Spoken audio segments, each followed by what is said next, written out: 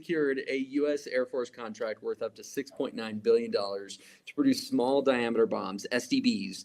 The deal includes I think, under $400 million of that is allocated to foreign military sales to countries like Japan, Bulgaria, Ukraine.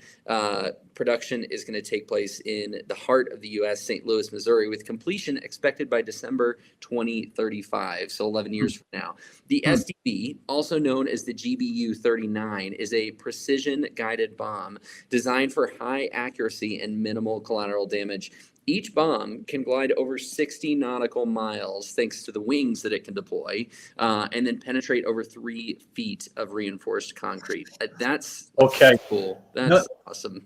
Manufacturing at scale. That's the big one for me. Ensuring you can efficiently produce that large quantity of precision-guided bombs at a low cost and on time to meet both U.S. and foreign military needs. That beat that, Brian, beat that.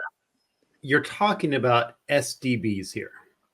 SDBs are exactly the opposite of BFGs. That's right. Yep. And an SDB, but we're talking, I mean, they're small. So we're talking lots of them.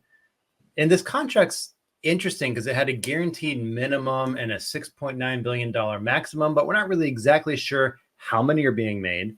So it really seems like, regardless of what Andrew just said, the only thing that I can argue is number one here is for manufacturing at scale.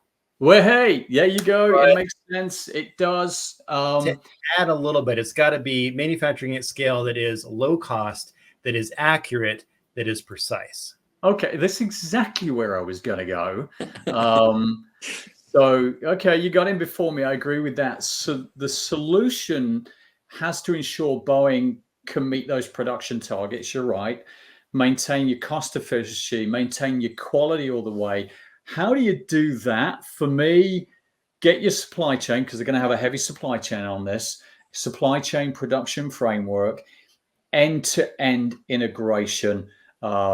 Got to bring in your traceability, obviously, for the quality side of things. This is a big challenge, and I am going to overlay that supply chain integration all the way through to your lines, through to your production. And the best way to do that today, I think, is overlay your manufacturing operations management and supply chain integration system with an AI-driven production optimizer. You know, it can continuously monitor production processes. It can identify bottlenecks and adjust your schedules in real time, all your workflows. So you've got kind of AI APS going on. Then you've got to get your predictive maintenance running, because things break down, and you want to be maintaining them when they need maintaining, not just, again, cyclical. I managed to say it this time. I'm pleased about that. And automated quality assurance as well. So get that supply chain, mess mom, AI over the top. You've got it. You've got a great system going on.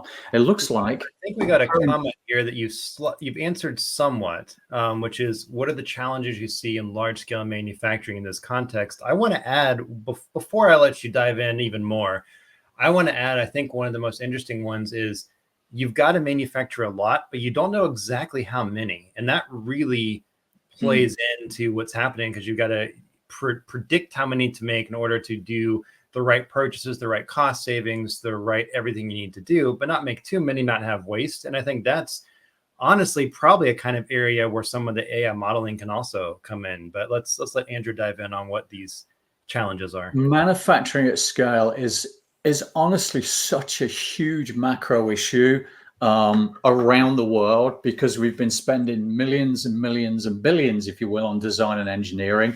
Manufacturing has traditionally been neglected for the last couple of decades, if not longer, quite frankly, because we've been offshoring all the time.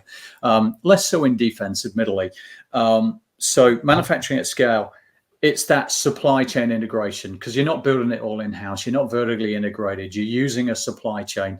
So those guys have got to be involved at the design end, collaborating on that.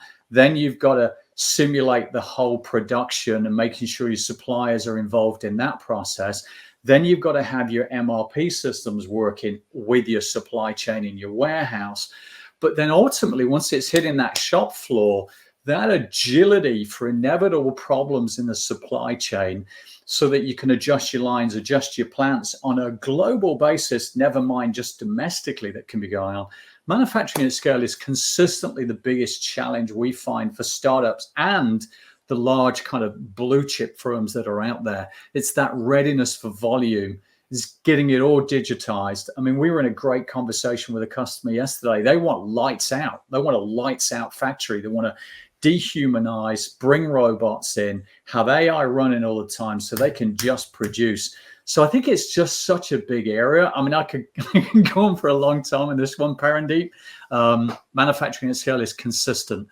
Where do you start? For me, get your design, get that built in, get your suppliers built into your manufacturing. And that means you've got to have a MESMOM layer because that's your leader for your factories. That's your start point. Everything after that, yeah, there's lots more to follow. I think that, I mean, manufacturing is something that has been happening for a long time, and it's still not completely figured out yet. And I think every time we have new technology that comes in and new software that comes in for the other aspects of the product lifecycle management, it actually, I think, needs to integrate back into and figure out how does our current manufacturing or changes in manufacturing need to operate with these advancements everywhere else. And sometimes you're right, that's kind of the overlooked area. Because it's the most risk averse area of an enterprise, because you mess up when it's down there, it can be costing you thousands and thousands per minute for downtime. So that's why it's really risk averse, and that's why it's not shifted with the times necessarily consistently around the world because of the risk of downtime.